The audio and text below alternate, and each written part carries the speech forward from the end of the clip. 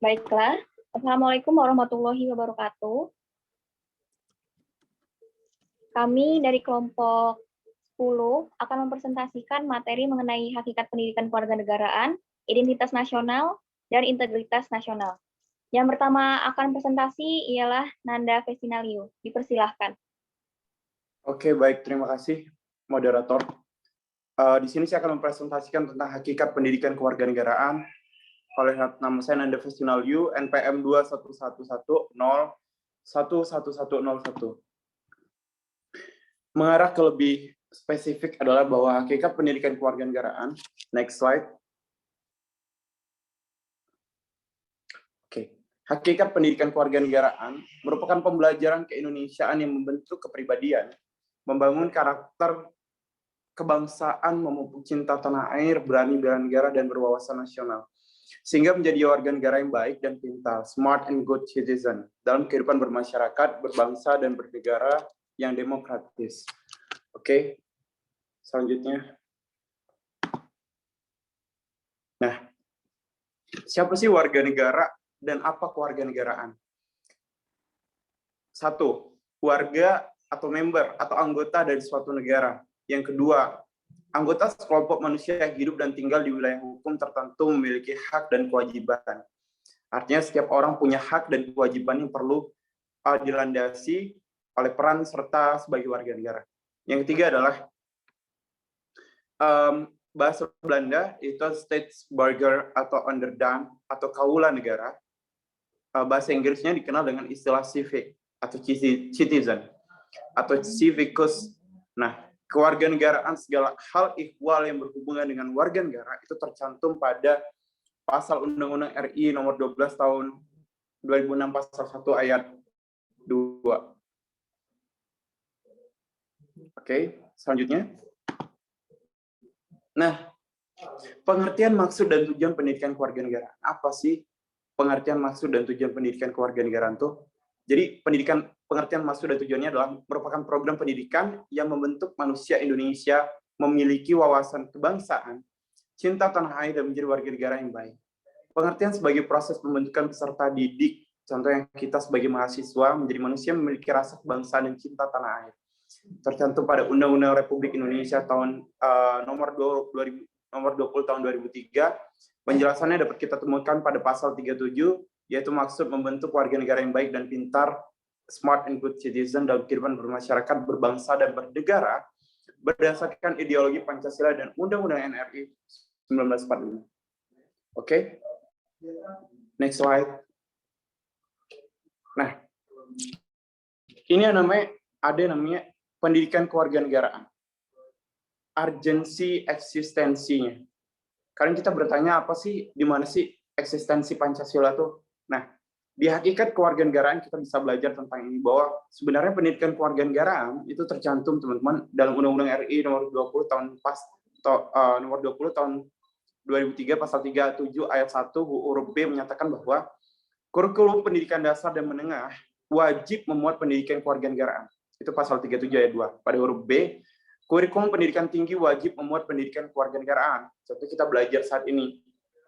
Itu merupakan dari hakikat pendidikan kewarganegaraan dan urgensi eksistensi di mana sih PKN itu gitu. Kemudian adalah mata kuliah pendidikan kewarganegaraan sebagai mata kuliah wajib, karena ini wajib. Kalau di negara lain kita bisa tahu nama pendidikan kewarganegaraan itu bisa civic, kemudian civic education USA, citizenship education UK, kemudian ada taklimatul muawatanah, kemudian tarbiyatul watoniyah, itu ada di Timur Tengah, kemudian ada education civicas, itu Meksiko, ada Sachsen-Trick, Jerman, life orientation, itu ada di Afsel, Afrika Selatan, kemudian Obsessive Verdient, itu Rusia, kemudian ada pendidikan civic, itu ada Malaysia. Jadi PKN itu pendidikan kewarganegaraan itu di setiap negara ada, hanya saja namanya yang berbeda dan sesuai dengan aturan dan perlakuan di sana. Kemudian selanjutnya,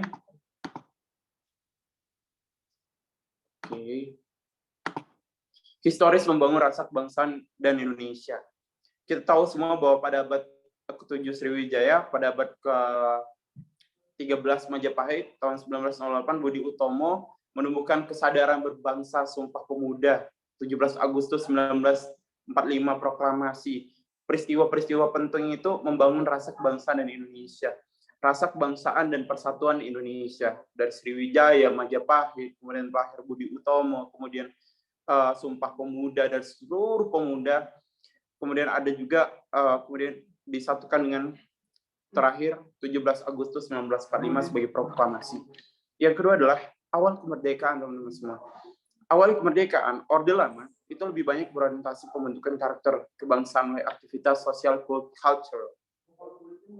Kemudian ada 3 periode Orde Baru menanamkan semangat bela negara melalui pendidikan kewiraan dan pemantapan moral Pancasila melalui pendidikan moral Pancasila PMP4. Transisi dan reformasi menanamkan semangat bela negara, demokrasi, dan revolusi mental. Selanjutnya, nah, historis, sosiologis, dan politis pendidikan kewarganegaraan. Pada tatanan sosial kultural mengajak cinta tanah air dan bangsa Indonesia. 1. Mengalami perubahan menyesuaikan situasi, kondisi, dan kebutuhan pembelajaran akibat perubahan sosial budaya. Yang kedua, mengisi pembangunan bangsa dengan moral Pancasila dan bela negara. Pendidikan moral Pancasila P4 dan kewirausahaan itu sangat penting untuk mendukung hakikat pendidikan kewarganegaraan itu, teman-teman. Bisa lanjut slide ke-8. Nah, ini ada historis, sosiologis, dan politis pendidikan kewarganegaraan. Tuntutan Konstitusi dan UUD 1945. Nomor 1, kurikulum 1957, nama kewarganegaraan fokus memperoleh kewarganegaraan. Tahun 1961 menjadi civic, kemudian fokus sejarah perjuangan, UUD 1945, nation and character building. Jadi ada banyak sekali implementasi hakikat pendidikan kewarganegaraan itu yang pada saat itu berubah ketika ditransfer untuk kita pelajari sebagai warga negara bangsa Indonesia. Nah, kemudian ada kurikulum 1968, itu ada pendidikan kewarganegaraan fokus jiwa Pancasila. Tahun 1975 berubah menjadi pendidikan moral Pancasila, teman-teman. Itu kalau berlakunya pada saat zaman Bapak Ibu kita, ayah ibu kita, P4, dan diperkaya P4. Kemudian kurikulum 1994 berubah menjadi PKN, 2006 berubah PKN, dan 2013 kembali PPKN, lalu 2016 menjadi PKN lagi. Jadi ada rentetan sejarah transfer hakikat kewarganegaraan itu kepada mahasiswa maupun siswa itu kurikulumnya berubah-berubah. Tapi yang kita pahami adalah bahwa hakikat kewarganegaraan adalah suatu wujud bagaimana kita memaknai bahwa bangsa Indonesia adalah bangsa yang besar, bagaimana kita mempelajari bahwa upaya mempertahankan tidak hanya dengan angkat senjata, tapi juga bisa dengan angkat buku dan berprestasi. Mungkin sekian dari saya Nanda Festinaliu, dari Hakikat Pendidikan Kewarganegaraan. Terima kasih. Cukup, moderator. Baiklah, terima kasih. Untuk presentasi selanjutnya mengenai hakikat kewarganegaraan, itu Dimas, dipersilahkan.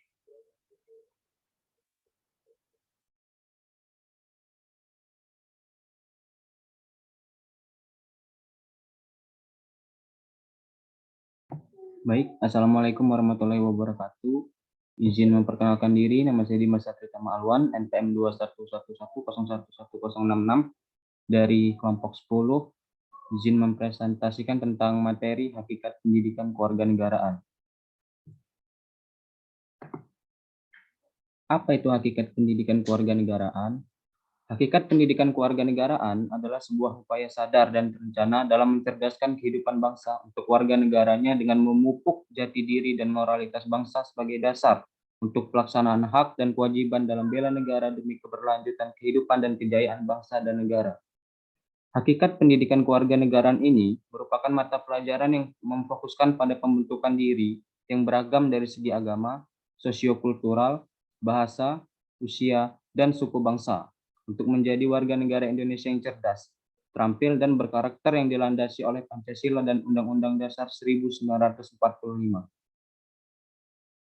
Adapun tujuan dari hakikat pendidikan kewarganegaraan itu adalah yang pertama, berpikir secara kritis, rasional, dan kreatif dalam menanggapi isu kewarganegaraan. Kedua, berpartisipasi secara aktif dan bertanggung jawab serta bertindak cerdas dalam kegiatan kemasyarakatan, berbangsa dan bernegara. Kemudian yang ketiga, berkembang secara positif dan demokratis untuk membentuk diri berdasarkan pada karakter-karakter masyarakat Indonesia agar dapat hidup bersama dengan bangsa lainnya. Kemudian yang terakhir ada yang keempat, berinteraksi dengan bangsa-bangsa lain dalam percaturan dunia secara langsung atau tidak langsung dengan memanfaatkan teknologi informasi dan komunikasi. Tadi yang saya jelaskan adalah tujuan. Sekarang adalah fungsinya. Terdapat beberapa fungsi dalam hakikat pendidikan kewarganegaraan. Itu yang pertama, untuk membantu generasi muda memperoleh pemahaman cita-cita nasional atau tujuan negara. Yang kedua, dapat mengapresiasikan cita-cita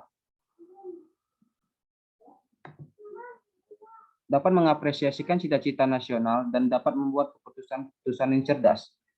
Kemudian yang ketiga, wahana untuk membentuk warga negara yang cerdas, terampil, dan berkarakter yang setia kepada bangsa dan negara Indonesia dengan merefleksikan dirinya dalam kebiasaan berpikir dan bertindak sesuai dengan amanat Pancasila dan Undang-Undang NKRI tahun 1945. Adapun dasar hukum dari hakikat pendidikan kewarganegaraan adalah yang pertama, ada di Undang-Undang Nomor 20 Tahun 2003. Yang kedua ada di Keputusan Menteri Pendidikan dan Kebudayaan Nomor 30 Tahun 1990. Kemudian yang ketiga ada di Keputusan Dirjen Dikti Nomor 265 Dikti Cap 2 Tahun 2000. Jadi kesimpulan saya bahwa pendidikan kewarganegaraan berorientasi pada penanaman konsep kenegaraan dan juga bersifat implementatif dalam kehidupan sehari-hari. Adapun harapan yang ingin dicapai setelah pengajaran pendidikan kewarganegaraan ini, maka akan didapatkan generasi cerdas yang menjaga keutuhan dan persatuan bangsa. Pendidikan kewarganegaraan senantiasa menghadapi dinamika perubahan dalam sistem ketatanegaraan dan pemerintahan, serta tantangan kehidupan berbangsa dan bernegara.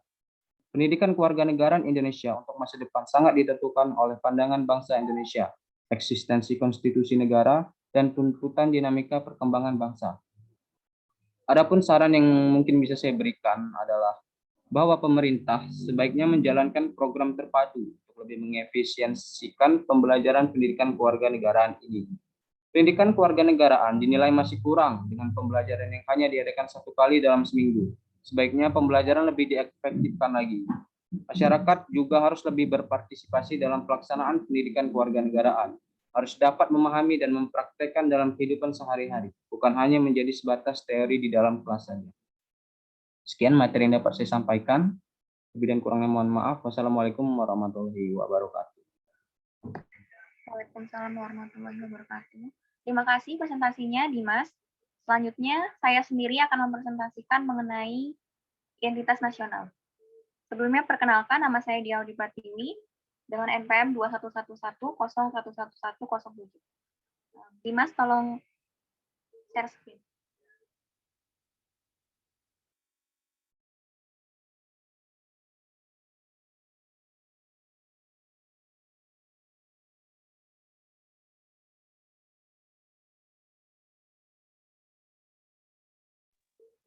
Baiklah, materi saya adalah identitas nasional. Next.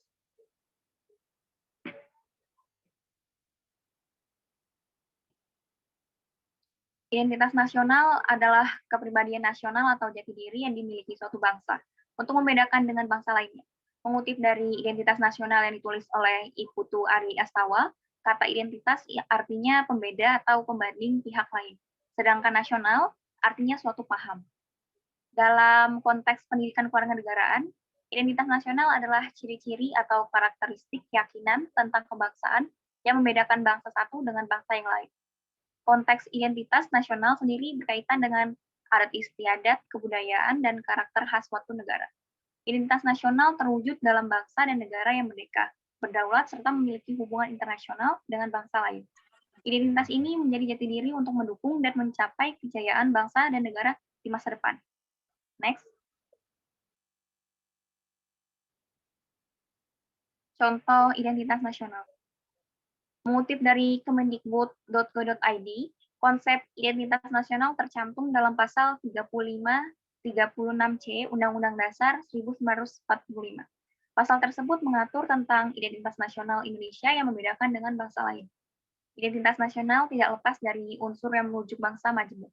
Nah, kemajemukan ini merupakan gabungan dari unsur pembentuk identitas nasional seperti suku bangsa, agama, budaya, dan bahasa. Mengutip dari LMS pada Kemendikbud, bentuk identitas nasional menjadi ciri khas bangsa Indonesia. Contohnya saja, bendera merah putih, bahasa Indonesia sebagai bahasa nasional, dan lambang Garuda Pancasila. Next. Menurut Winarno, bentuk identitas nasional Indonesia antara lain, yang pertama ada bahasa nasional kita, yaitu bahasa Indonesia. Yang kedua, bendera negara, yaitu Sang Merah Putih. Yang ketiga, lagu kebangsaan kita, yaitu Indonesia Raya. Keempat, lambang negara, yaitu Garuda Pancasila. 5, semboyan negara, yaitu Bhinneka Tunggal Ika. Dan 6, Pancasila sebagai dasar falsafah negara. Next. Selanjutnya ada faktor pembentuk identitas nasional. Next. Faktor pertama yaitu faktor primordial. Faktor ini merupakan faktor bawaan yang secara alami ada dan melekat pada bangsa, seperti geografi, ekologi, dan demografi. Contoh kondisi geografi dan ekologi di Indonesia yaitu misalnya wilayah kepulauan dan iklimnya tropis. Indonesia juga ada di wilayah Asia Tenggara sehingga mempengaruhi perkembangan kondisi ekonomi, sosial, dan budaya. Selanjutnya, ada faktor kondisional. Faktor kondisional adalah suatu keadaan yang bisa mempengaruhi terbentuknya identitas nasional. Contoh faktor kondisional ini adalah sosial, politik, sejarah, dan kebudayaan bangsa Indonesia. Faktor sejarah menjelaskan tentang proses terbentuknya masyarakat dan bangsa Indonesia. Identitas terjalin dari interaksi dan berbagai faktor yang berkaitan. Selanjutnya,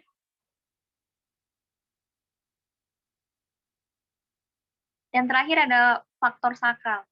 Selain faktor utama di atas tadi, ada faktor sakral yang membentuk identitas warga negara. Faktor sakral ini meliputi agama dan ideologi yang membentuk bangsa Indonesia. Indonesia menganut ideologi Pancasila, sehingga para tokoh dan pemimpin memakai faktor ini untuk menyatukan bangsa negara. Selanjutnya, pentingnya identitas nasional.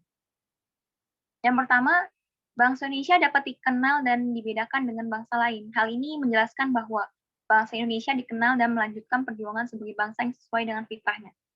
Yang kedua, identitas nasional penting untuk kelangsungan hidup, sehingga bisa mempersatukan negara dan bangsa. 3, identitas nasional penting untuk wibawa negara dan ciri khas Indonesia.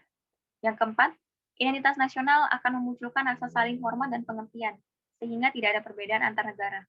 Kedudukan yang sejajar ini karena setiap negara mengakui kedaulatan negara lain. Selanjutnya,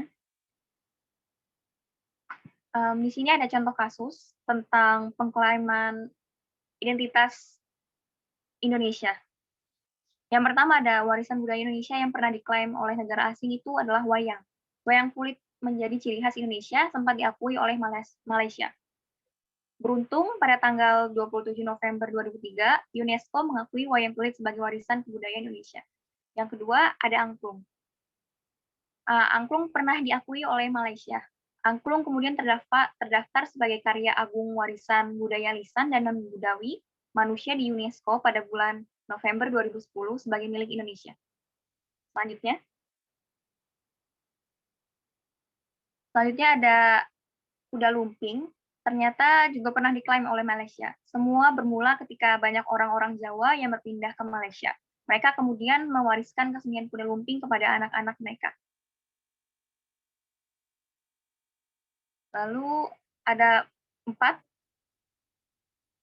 Malaysia lagi-lagi mengklaim beragam kebudayaan Indonesia. Penjajahan kebudayaan Indonesia oleh Malaysia tidak hanya kebudayaan, tapi juga makanan. Malaysia pernah mengklaim rendang sebagai makanannya, tapi rendang sendiri itu adalah makanan khas dari Sumatera Barat, yaitu Padang. Selanjutnya, yang kelima, Indonesia merupakan negara penghasil kopi terbesar. Beragam jenis kopi tumbuh subur dan menjadi salah satu komoditas ekspor ke berbagai negara di belahan dunia. Sebelumnya, Namun, jenis kopi asli Indonesia ini berhasil dipatenkan oleh negara lain. Di antaranya ada kopi Gayo diklaim oleh sebuah perusahaan multinasional asal Amerika Serikat sebagai merek dagang. Sementara kopi Toraja juga telah dipatenkan oleh sebuah perusahaan asal Jepang. Lalu ada batik. Batik juga pernah diklaim oleh Malaysia, hingga pada akhirnya Indonesia melayangkan notes keberatan kepada negara tersebut, sekaligus mendaftarkan batik ke UNESCO pada 3 September 2008. Adapun pengakuan yang sah sendiri bahwa batik adalah warisan budaya Indonesia baru didapat pada 2 Oktober 2009. Oke, itu adalah materi saya. Terima kasih. Selanjutnya, materi tentang identitas nasional akan dipresentasikan oleh Saringatun. Dipersilahkan. Baik, sebelumnya Assalamualaikum warahmatullahi wabarakatuh. Izinkan saya memperkenalkan diri. Perkenalkan, nama saya Saringatun Nafinya dengan NPM 211011025.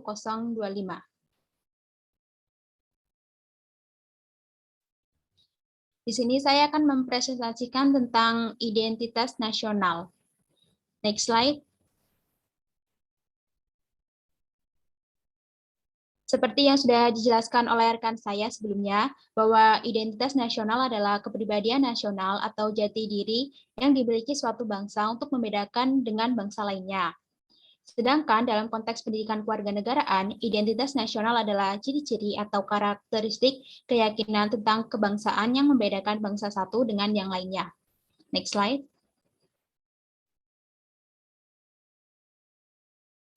Adapun tujuan dari identitas nasional yaitu identitas nasional bertujuan untuk mempertahankan kesatuan sebuah negara, pembeda dari negara lain, landasan negara, dan alat pemersatu bangsa. Indonesia memiliki berbagai macam suku, ras, agama, dan kebudayaan. Identitas nasional kemudian hadir untuk mempersatukan keberagaman masyarakat tersebut.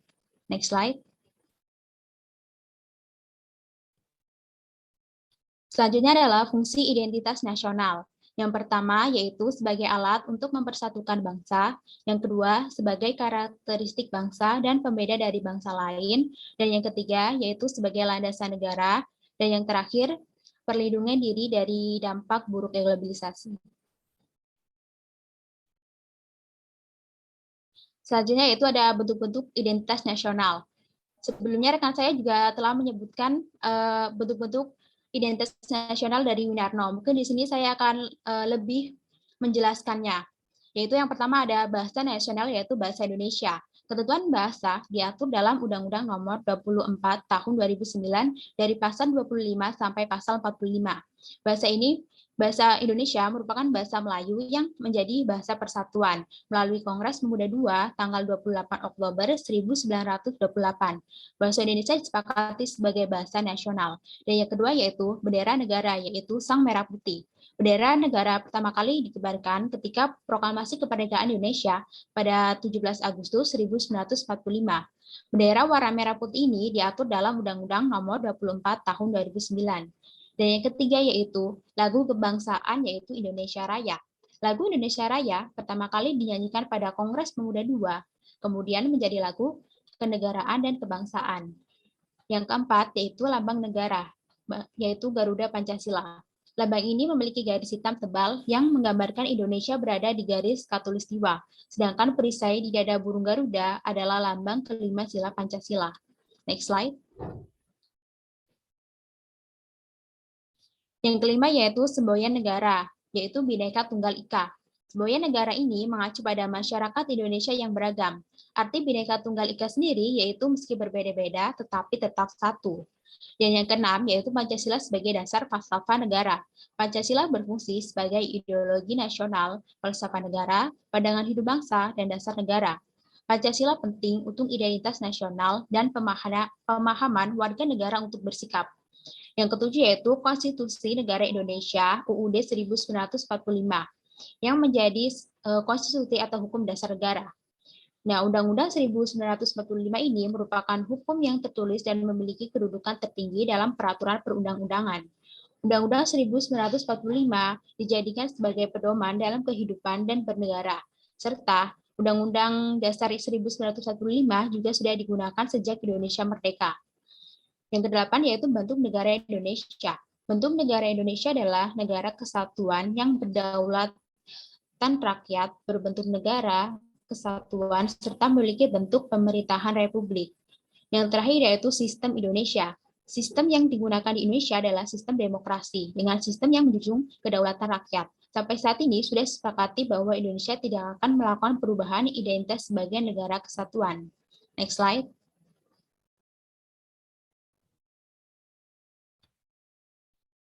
Selanjutnya itu ada faktor-faktor pembentuk identitas nasional. Yang pertama yaitu ada faktor objektif. Faktor objektif ini meliputi faktor geografis dan demografis. Kondisi geografi yang membentuk Indonesia sebagai negara kepulauan yang memiliki iklim tropis, Indonesia juga terletak di wilayah Asia Tenggara.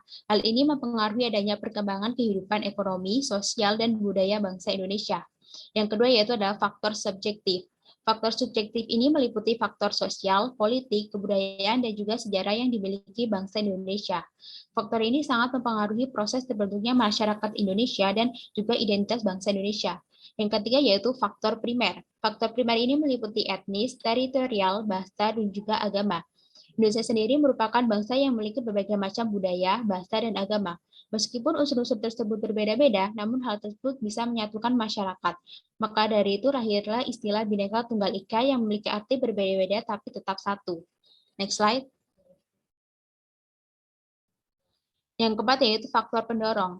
Faktor ini meliputi komunikasi dan teknologi, seperti lahirnya angkatan bersenjata dalam kehidupan negara. Dalam hubungan ini, ilmu pengetahuan dan teknologi dalam suatu bangsa merupakan identitas nasional yang dinamis. Maka dari itu, semuanya tergantung apakah bangsa Indonesia mau dan mampu membangun bangsa untuk memajukan bangsa dan negara Indonesia. Yang kelima yaitu faktor penarik. Faktor penarik ini meliputi bahasa, birokrasi yang tumbuh dan sistem pendidikan. Bahasa Indonesia merupakan bahasa yang sudah ditetapkan menjadi bahasa nasional dan kesatuan nasional. Masing-masing suku yang ada di Indonesia masih tetap menggunakan bahasa dari daerahnya masing-masing. Dan yang terakhir yaitu faktor reaktif. Faktor reaktif ini meliputi dominasi, pencarian identitas, dan juga penindasan. Seperti yang sudah diketahui bahwa bangsa Indonesia pernah dijajah beratus-ratus tahun oleh bangsa asing. Hal ini mewujudkan memori bagi rakyat Indonesia, memori akan perjuangan, penderitaan, dan semangat yang hadir dalam masyarakat untuk memperjuangkan kemerdekaan. Next slide. Yang selanjutnya yaitu ada jenis-jenis identitas nasional, yaitu ada identitas fundamental, identitas instrumental, dan identitas alamiah. Yang pertama yaitu identitas fundamental. Istilah fundamental bisa diartikan sebagai hal yang pokok. Identitas fundamental meliputi dasar negara, falsafah, dan juga ideologi. Jika merujuk pada falsafah dan dasar negara, tentunya menuju pada Pancasila. Pancasila yang terdiri dari 5 sila yang sudah memuat hal-hal yang fundamental untuk menjadi pedoman dalam kehidupan berbangsa dan bernegara. Next slide. Yang kedua yaitu identitas instrumental. Istilah instrumental bisa diartikan sebagai sebuah alat atau media. Identitas instrumental dalam identitas nasional Indonesia adalah Undang-Undang 1945. Dalam Undang-Undang Dasar 1945 sudah terdapat aturan mengenai instrumen lain sebagai identitas nasional negara Indonesia. Hal ini meliputi bendera merah putih, Garuda Pancasila sebagai lambang negara, lagu kebangsaan Indonesia Raya, dan juga semboyan Bhinneka Tunggal Ika. Next slide.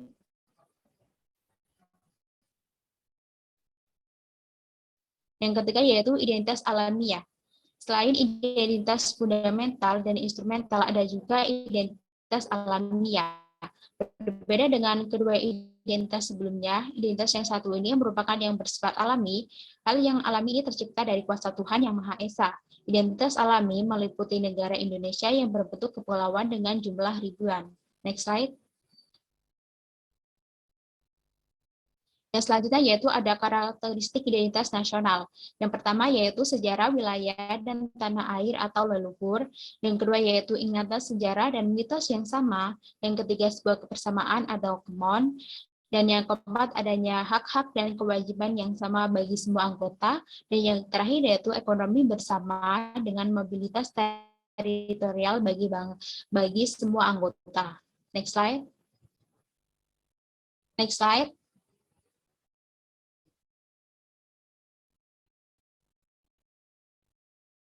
Yang selanjutnya itu ada contoh kasus, yaitu kasus Pulau Ambalat yang terletak di Laut Sulawesi, Makassar. Slide sebelumnya. Yaitu kasus Pulau Ambalat yang terletak di Laut Sulawesi atau Selat Makassar dan berada di dekat perbatasan darat antara Sabah, Malaysia, dan Kalimantan Timur, Indonesia. Kasus ini didasarkan atas kepentingan eksplorasi kekayaan laut dan bawah laut, khususnya dalam bidang pertambangan minyak. Malaysia mengklaim Ambalat wilayahnya dengan pertimbangan berada dalam teritorial Malaysia sebagai implikasi lepasnya si badan ligitan yang tentu berdampak pada luas batas perairannya.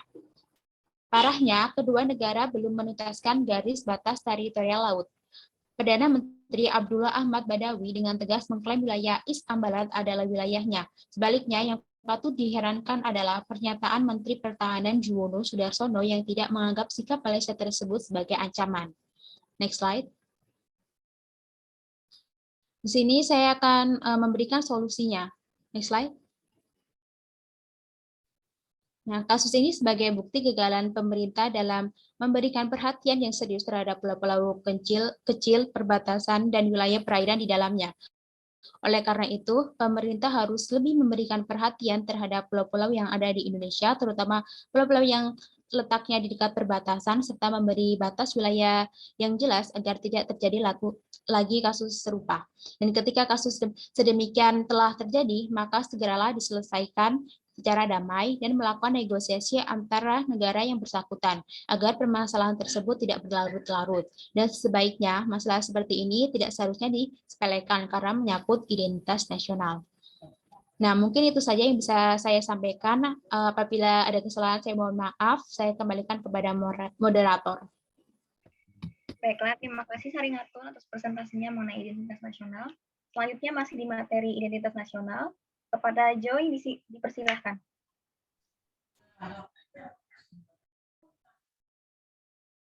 Dimas, tolong.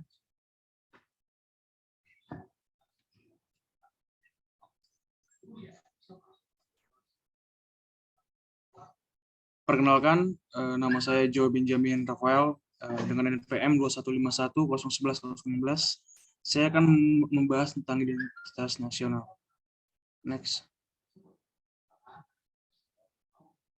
Identitas nasional pada hakikatnya adalah manifestasi nilai-nilai budaya yang tumbuh dan berkembang dalam berbagai aspek kehidupan suatu bangsa dengan ciri-ciri khas. Dengan ciri-ciri khas tersebut, suatu bangsa berbeda dengan bangsa lain dalam hidup dan kehidupannya. Next. Pembentukan identitas nasional suatu bangsa. Pembentukan identitas nasional suatu negara tentunya mengalami proses panjang dan membutuhkan perjuangan yang besar.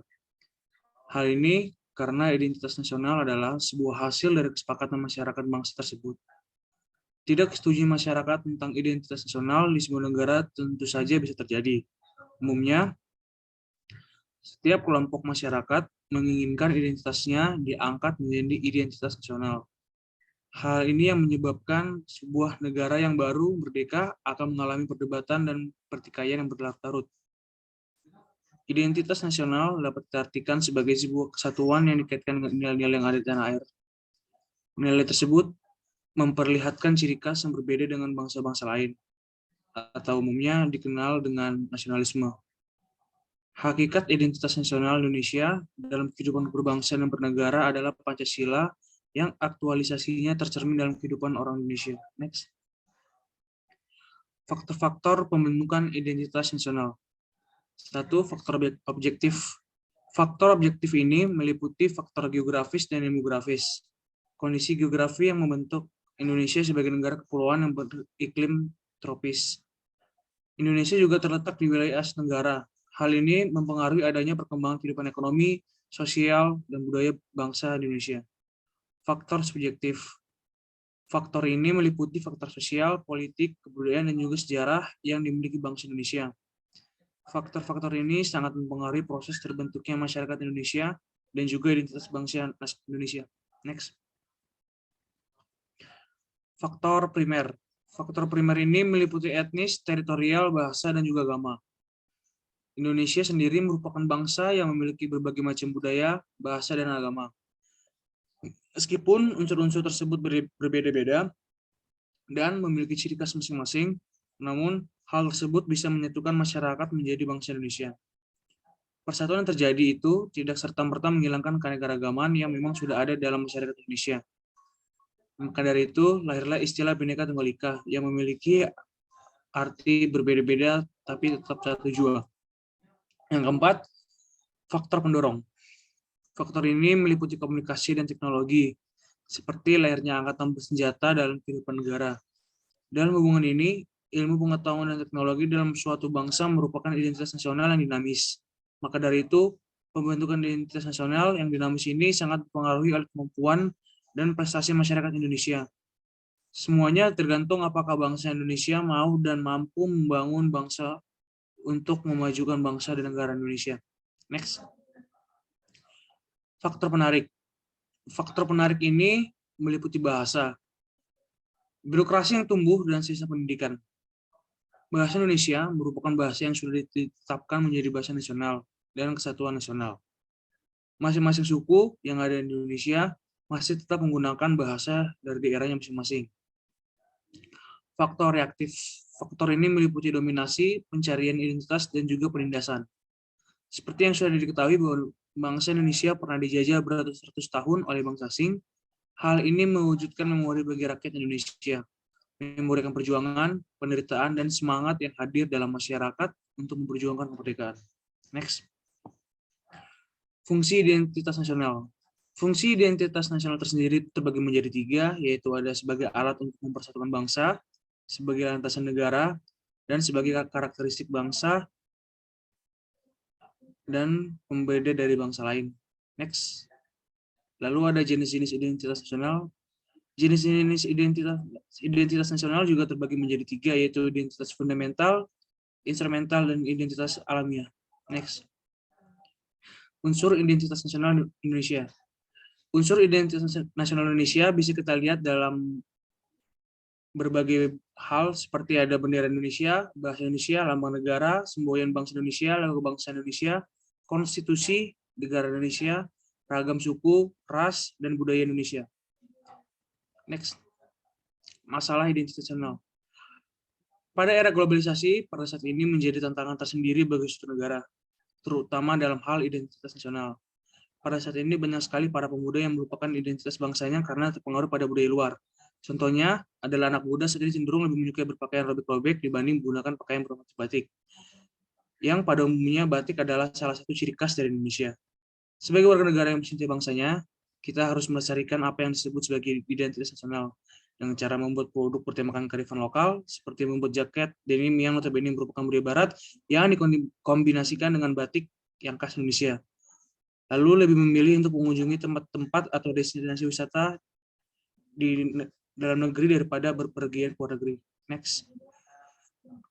Penutup, kita sebagai penerus bangsa Indonesia, sudah tugas kita sebagai penerus bangsa Indonesia untuk menjaga serta memperkenalkan kearifan lokal, identitas bangsa kita kepada dunia. Sekian dari saya, terima kasih. Baiklah, terima kasih Joy untuk presentasinya mengenai identitas nasional. Kemudian untuk presentasi selanjutnya yaitu materi tentang integritas nasional yang akan dipresentasikan oleh Mai Putri. Dipersilahkan.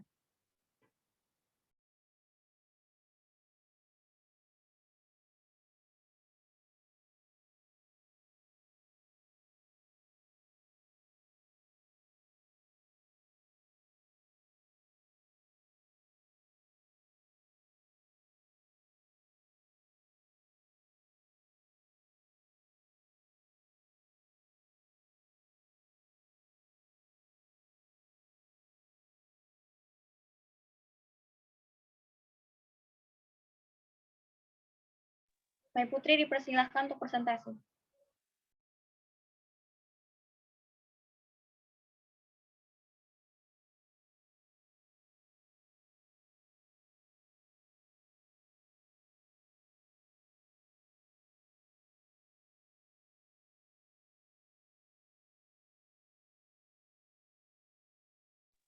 Mohon maaf, suaranya tidak terdengar.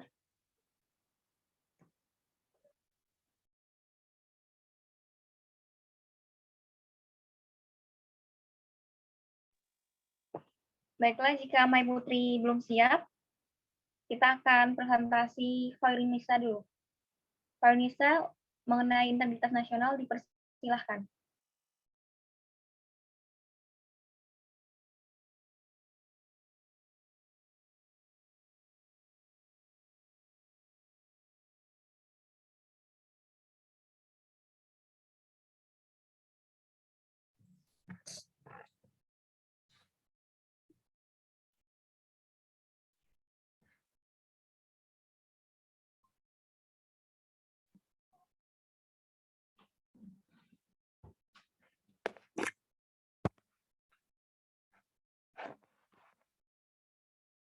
Assalamualaikum warahmatullahi wabarakatuh.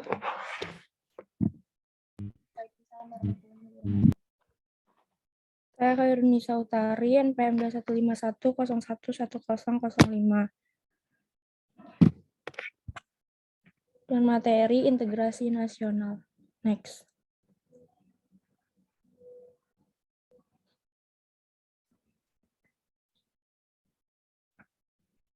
Ancaman integrasi nasional.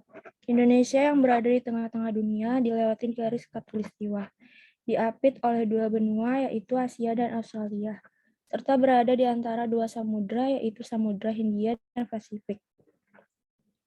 Kondisi tersebut menunjukkan bahwa wilayah Indonesia berada pada posisi silang sangat-sangat strategis. Perlu kalian ketahui bahwa posisi silang negara Indonesia tidak hanya meliputi aspek wilayah saja, melainkan meliputi pula aspek-aspek kehidupan sosial antara lain. A. Penduduk Indonesia berada di antara daerah berpenduduk padat di utara dan daerah berpenduduk jarang di selatan. B. Ideologi Indonesia terletak antara komunisme di utara dan liberalisme di selatan. C. Demokrasi Pancasila berada di antara demokrasi rakyat di utara, Asia daratan bagian utara, dan demokrasi liberal di selatan. D. Ekonomi Indonesia berada di antara sistem ekonomi sosialis di utara dan sistem ekonomi kapitalis di selatan. E. Masyarakat Indonesia berada di antara masyarakat sosialis di utara dan masyarakat individualis di selatan. F. Kebudayaan Indonesia di antara kebudayaan timur di utara dan kebudayaan barat di selatan. Next. Cara mengatasi ancaman integrasi nasional. Ancaman militer akan sangat berbahaya apabila tidak diatasi. Oleh karena itu, harus diterapkan strategi yang tepat untuk mengatasi ancaman integrasi nasional itu.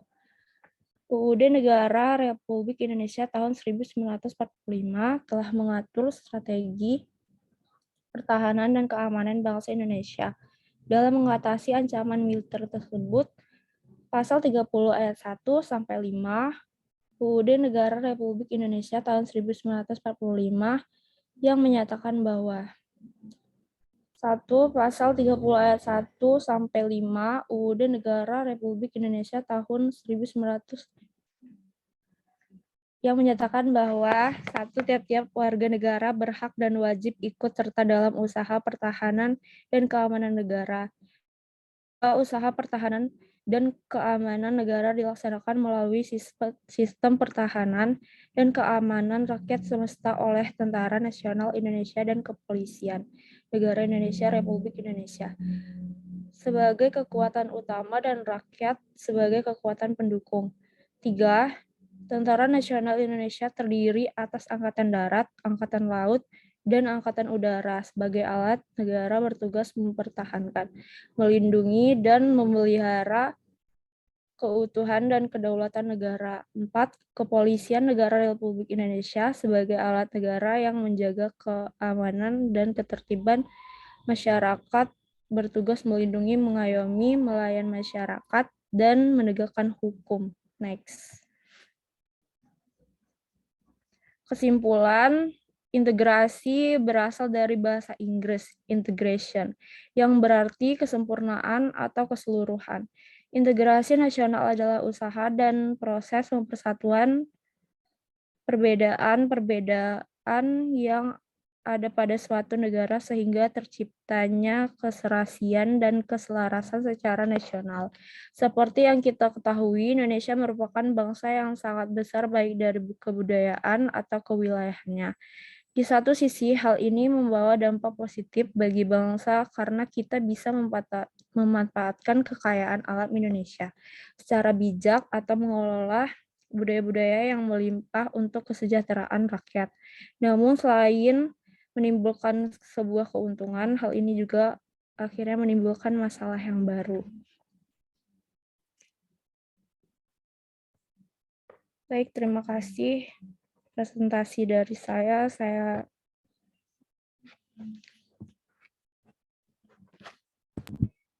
Baiklah, itu tadi materi mengenai integritas nasional dari Indonesia. Selanjutnya, kita akan masih di presentasi mengenai materi integritas nasional. Pada Mai Putri, dipersilahkan. Suara saya apa terdengar? Terdengar.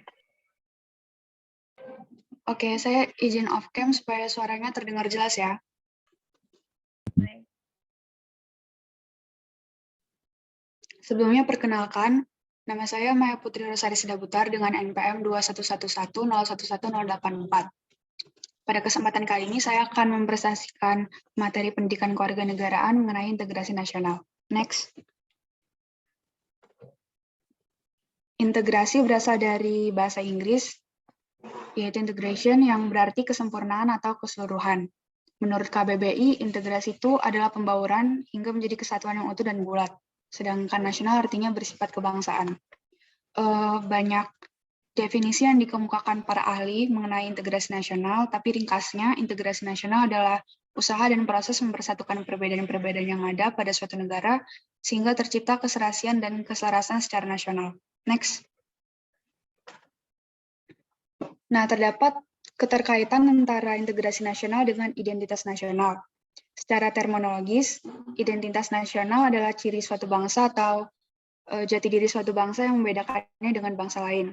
Nah, keanekaragaman Indonesia yang disatukan melalui proses integrasi pada akhirnya membentuk identitas bangsa kita, bangsa Indonesia. Next.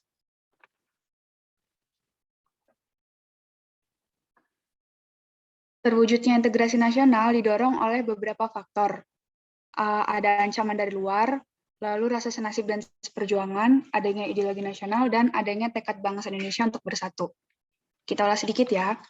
Yang pertama yaitu ancaman dari luar.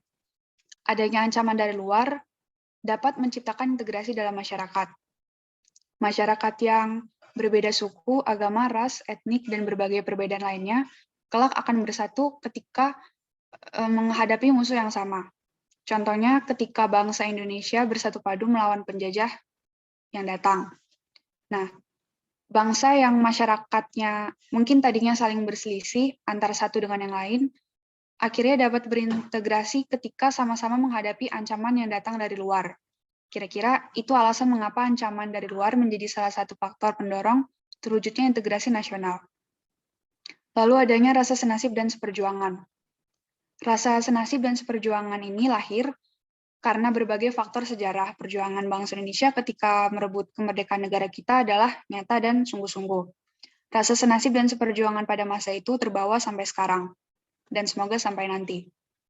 Nah, rasa itulah yang menjadi pendorong terwujudnya integrasi nasional di Indonesia. Di masa lalu, rasa senasib dan seperjuangan digunakan untuk merebut kemerdekaan Indonesia. Nah, kalau di era kita sekarang ini, rasa itu digunakan untuk memperkuat stabilitas nasional demi terwujudnya integrasi nasional. Selanjutnya yaitu adanya ideologi nasional. Ideologi negara kita adalah Pancasila. Jadi, arti penting dan fungsi Pancasila sebagai pandangan hidup akan melekat pada kehidupan sehari-hari bangsa Indonesia, entah apapun perbedaannya. Nah, implementasi nilai-nilai Pancasila dalam hidup sehari-hari dapat mendorong terwujudnya integrasi nasional dalam bangsa Indonesia. Kemudian yang terakhir, adanya tekad dan keinginan bangsa Indonesia untuk bersatu.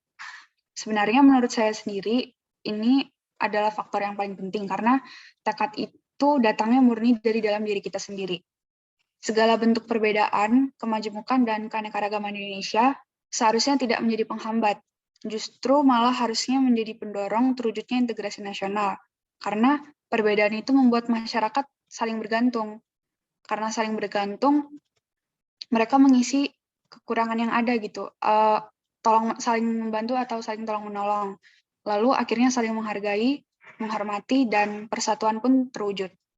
Tapi hal itu terjadi jika tekad untuk bersatu ada dalam diri tiap bangsa Indonesia. Next.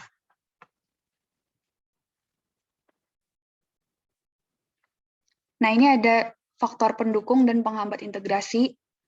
Untuk pendukung integrasi, contohnya ada penggunaan bahasa Indonesia, semangat persatuan dan kesatuan, pandangan hidup kebangsaan dan kepribadian yang sama, yakni Pancasila, serta jiwa dan semangat gotong royong.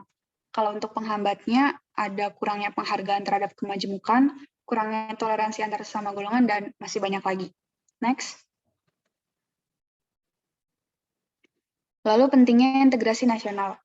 Pentingnya integrasi nasional pada intinya adalah demi menciptakan persatuan dan kesatuan dalam negara Indonesia.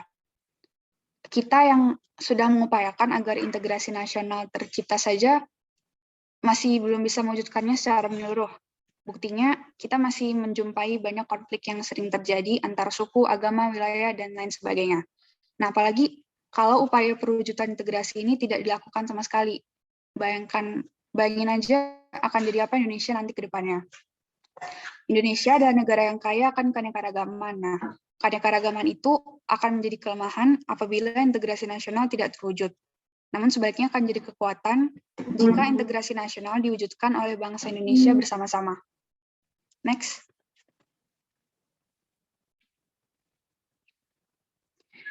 Ini ada contoh studi kasus mengenai masalah terhadap integrasi nasional. Judulnya Kerusuhan Lampung 2012, latar belakang kronologi dan dampak. Sumbernya saya ambil dari kompas.com. Next.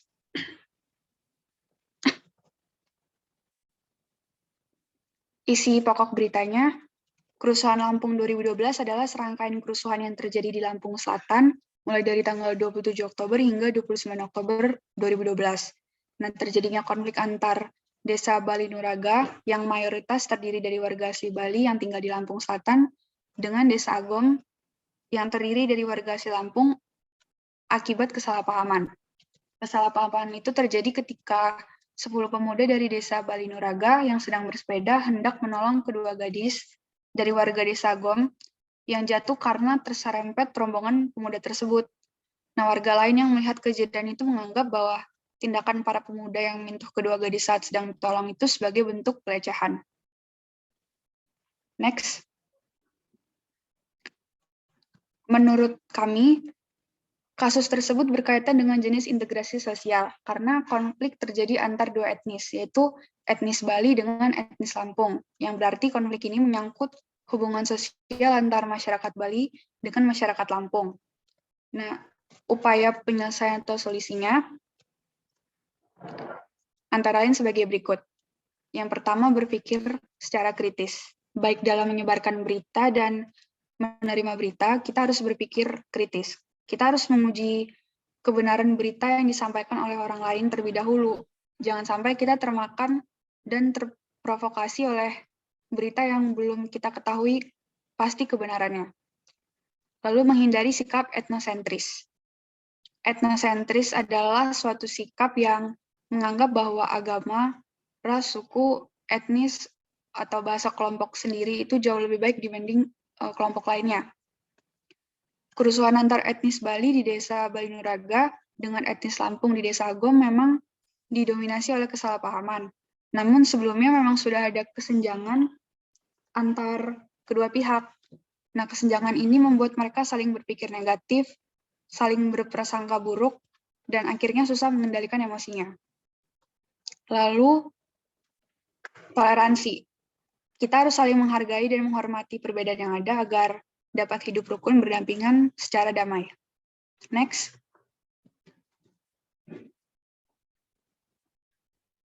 Baik, sekian presentasi dari saya. Saya mohon maaf bila ada kekurangan. Saya kembalikan ke moderator. Baiklah, terima kasih presentasinya, Mai. Itu tadi adalah presentasi dari kami kelompok 10. Mulai dari presentasi mengenai materi hakikat pendidikan kewarganegaraan, identitas nasional, dan integritas nasional. Kami mohon maaf apabila ada kesalahan dalam presentasi kami. Kami akhiri. Wassalamualaikum warahmatullahi wabarakatuh.